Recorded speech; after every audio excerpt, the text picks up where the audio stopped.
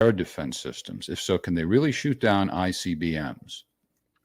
I mean, I'm as familiar with them as one can be, reading open source material from thousands of mile distance. The Russians say they can. I don't imagine the Russians are lying. It's like us with the SM-6 Block 2 Alpha or whatever it is. They can shoot down an ICBM, and if we can do it, they can do it. We're not better than they are. I think people need to wake up and understand that the Russians are pretty good at military technology. So yeah, S-500, S-550 can shoot down ICBMs. Adrian from Helsinki. Turkey has ratified the Finnish bid for NATO accession. Does that mean that Russian efforts to stop NATO expansion have failed? Now, before you answer that, Scott, let's see if you want to combine these two. From Renat Nadeau, Hilton Head Island, South Carolina, possibly our new home. We'll get to that later. I'm putting peer pressure on Scott to move to a warmer climate. Does your wardrobe consultant know about that yet? It was brought up. Okay. Now that Finland has been ratified by all 30 member states, do you see a balance of power in the region or just another glorification of NATO and its resolve? You want to combine those two or do it separately? Well, let's go to the first one. Okay. I'd like Adrian. What Russian efforts to stop NATO expansion are you talking about? I'm just curious. Russia has said that, sovereign states get to do sovereign things, with two exceptions, Georgia and Ukraine. That's it. They've never said that Finland couldn't join NATO. They never said Sweden couldn't join NATO. They said it would be dumber than dirt if they did. They said that there would be consequences if they did. But Russia never once said Finland can't join NATO. Never once. They never once said Sweden can't join NATO. So there is no failure of Russians' effort to stop NATO expansion. They simply said Ukraine can't be a member of NATO, ever. And they're willing to go to war with it. That dates back to 2008. And they've also said the same thing about Georgia. To anybody in the Republic of Georgia listening to me right now, the best way for you to move forward in the future is to stop tying your future to the NATO military alliance. A, you're never going to be a member, ever, never, ever.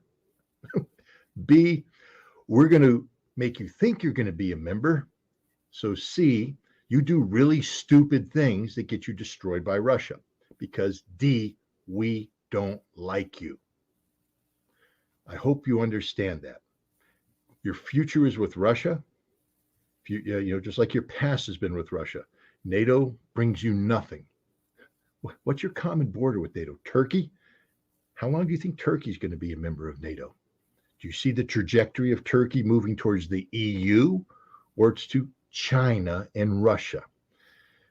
Big hint, it ain't towards the EU, because the EU doesn't want Turkey. There we go again. Don't you understand that this is Borrell's garden? You're not in it, okay? The garden is Europe. You're outside the garden. You're the jungle. That's the reality. You will never be part of the garden, ever. Russia didn't try to stop that. Now, what are the consequences? Well, just ask the Finns.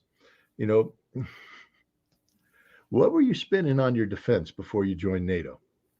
And what are you going to have to spend on your defense after you join NATO? Do you understand that Russia is now building up a 70,000 strong new army corps in the Karelian region? Because they now, instead of having this neutral nation on their borders they didn't have to worry about, now have an openly hostile, oh yeah, Finland, you're openly hostile because you joined NATO that's involved in a proxy war against Russia in Ukraine, the goal of which is the strategic defeat of Russia. Do you understand what you've done, Finland? You've sided with not only lunatics, but they're losing. What kind of stupid people? This is like somebody signing a contract, a one-year contract with a football team that's in the Super Bowl in the fourth quarter, losing 56-0. All right? NATO's lost this conflict. NATO can't afford what's about to happen from a fiscal standpoint. Europe is a sinking ship. So Finland, you just bought into the losing team. And now you got some Russians on your border. And not only that, you just turned yourself into a nuclear target. Yeah, I know, Finland. You didn't want that, but it is the case now. You're a nuclear target.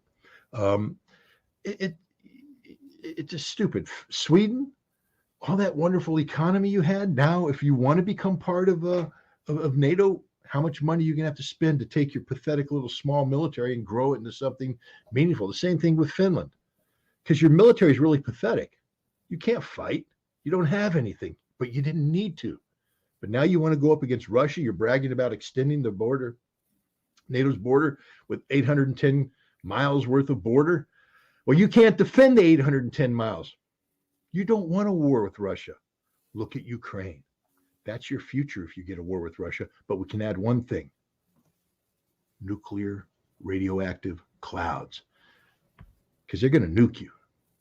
So no, this is dumber than dirt. I hope at some point in time, as NATO starts to fracture, that the Finns will reconsider and say, we don't want, and we're out.